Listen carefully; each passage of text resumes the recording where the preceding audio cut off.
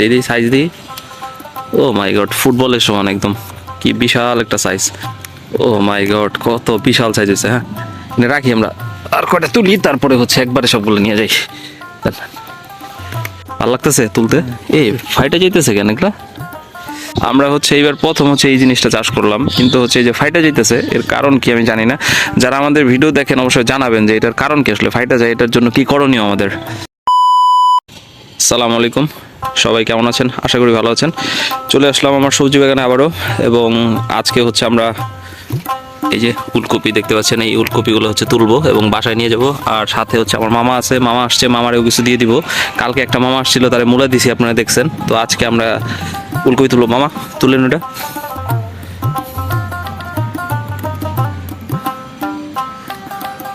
দিদি সাইজ দিই। ও মাই গড, ফুটবলের সমান একদম, কি বিশাল একটা সাইজ। আচ্ছা আরও তুলেন, আপনারও দিই কটা, আমরাও কটা নিয়ে যাই। উপাসে আছে, এই যে বড়টা তুলেন। হ্যাঁ,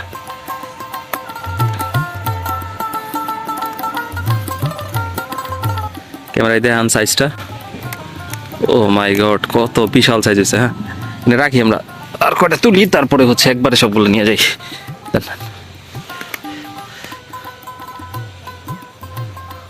ও মাই গড, বিশাল সাইজ। ভালো লাগতেছে তুলতে। এই ফাইটা যাইতেছে কেন এগুলা?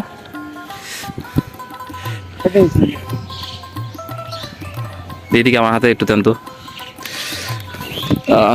আমরা হচ্ছে এইবার প্রথম হচ্ছে এই জিনিসটা চাষ করলাম, কিন্তু হচ্ছে এই যে ফাইটা যাইতেছে এর কারণ কি আমি জানি না। যারা আমাদের ভিডিও দেখেন অবশ্যই জানাবেন যে এটার কারণ কি, আসলে ফাইটা যায় এটার জন্য কি করণীয় আমাদের।